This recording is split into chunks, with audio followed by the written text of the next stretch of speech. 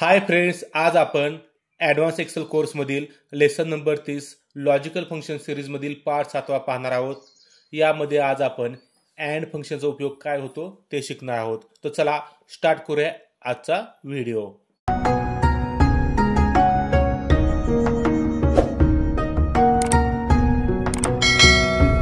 तर फ्रेंड्स, पहिल्यांदा पाहूया आपण अँड फंक्शनचा उपयोग काय होतो. तो आपल्याला हव्या तेवढ्या लॉजिकल कंडिशन देऊन दिलेल्या लॉजिकल कंडिशन ट्रू आहेत की फॉल्स आहेत हे काढण्यासाठी काय करतो आपण अँड फंक्शनचा यूज करतो.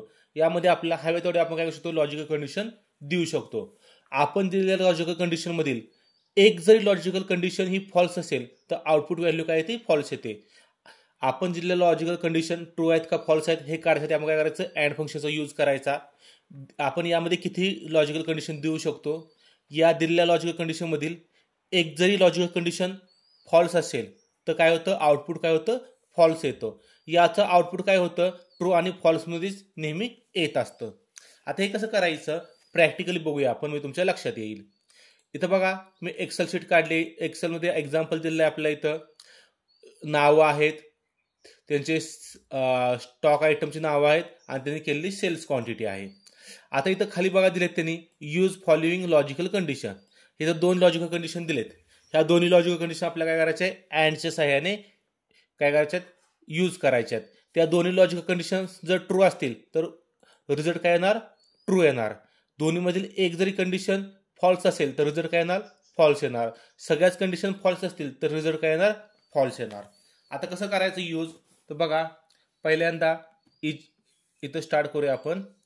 इज इक्वल टू अँड, त्यानंतर ब्रॅकेट स्टार्टिंग, त्यानंतर पहिली लॉजिकल कंडिशन काय दिली यांनी सेल्स व्हॅल्यू सिलेक्ट करायची ग्रेटर दॅन म्हणजे पेक्षा मोठी इज इक्वल टू किती येणार 50.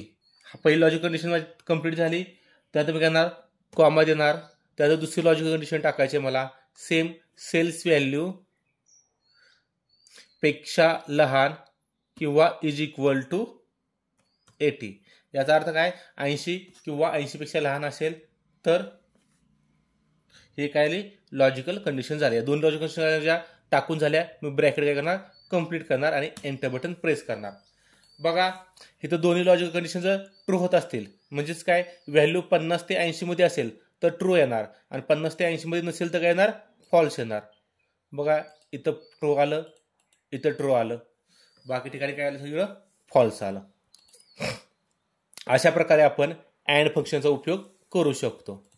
इथं तुम्हाला सोल्युशन पण दिलेलं आहे. बघा इथं कसं सोडवायचं ते दिलेलं आहे हे बघून तुम्ही सोडवू शकता. इथे एक असाइनमेंट दिली आहे ती तुम्ही सोडवायची आहे. मी ते तुम्हाला सोडवून दाखवतो. Is equal to and bracket starting. इथं बघा लॉजिकल कंडिशन दिलेत. पहिली लॉजिकल कंडिशन काय आहे परचेस व्हॅल्यू पेक्षा मोठे बरोबर 50 कॉमा. आता दुसरी लॉजिकल कंडिशन परचेस व्हॅल्यू पेक्षा लहान is equal to 80 bracket complete enter. इथून आपण ड्रॅग करून घेऊ शकतो.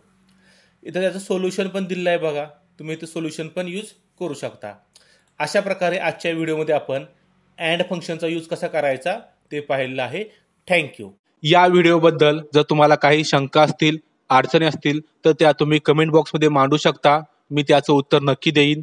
तसेच तुम्हाला हा व्हिडिओ आवडला असेल तर या लाईक करा, तुमच्या मित्रांसोबत शेअर करा आणि आमचे नवीन व्हिडिओ पाहण्यासाठी या चॅनलला नक्की सबस्क्राईब करा. थँक्यू.